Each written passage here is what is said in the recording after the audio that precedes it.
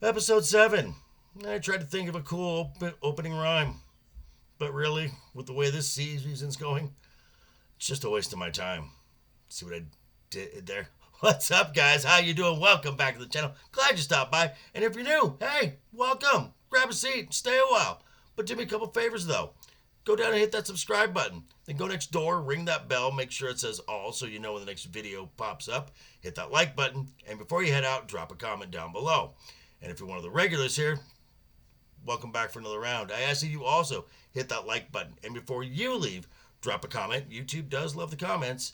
And of course, share the video out on all the socials. Okay, second to the last episode of season 3 of the Mandalorian. And frankly, after last week brought us one of the 3 worst rated viewed episodes of this entire series. Mind you, they were all in this season.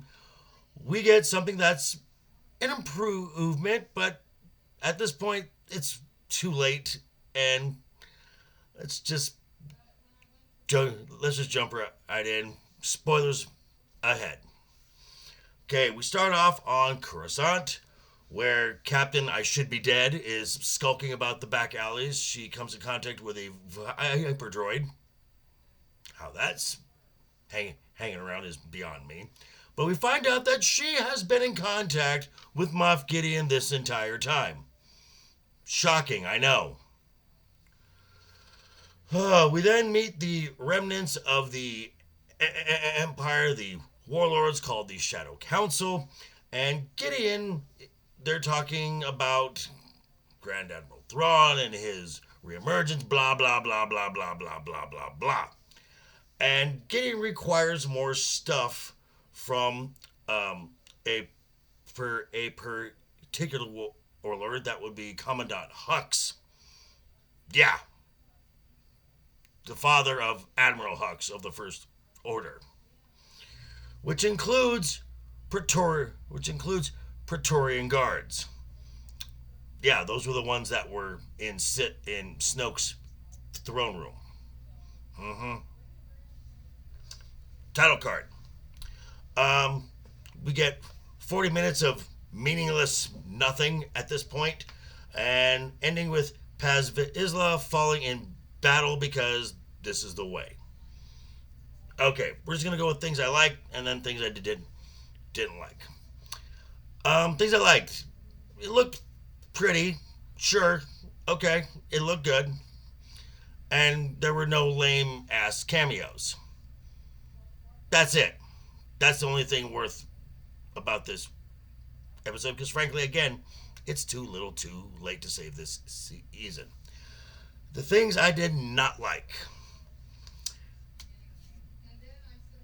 If, after seeing Daisy Ridley at Star Wars Celebration, anyone's still holding out hope that Lucasfilm would deviate from the sequel trilogies, we get the father of Admiral Hux. We see the Praetorian Guard, and we get the name Operation Necromancer, as if that name couldn't be any more on the nose.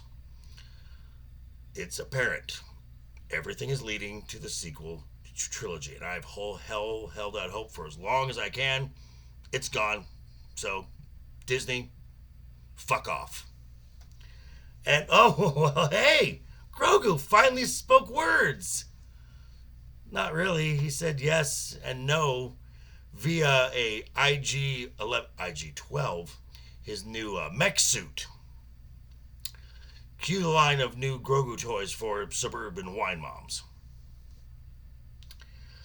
And then also from the opening scene, we are reintroduced to Captain Pellaeon.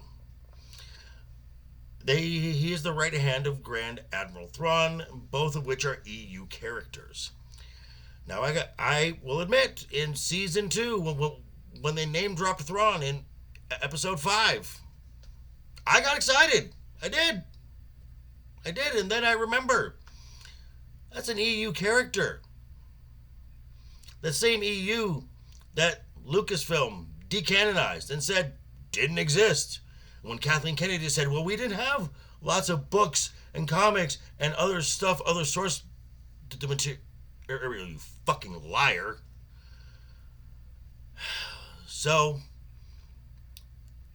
it's just apparent that Lucasfilm is just creatively bankrupt because when they tried to tell their own stories, they sucked.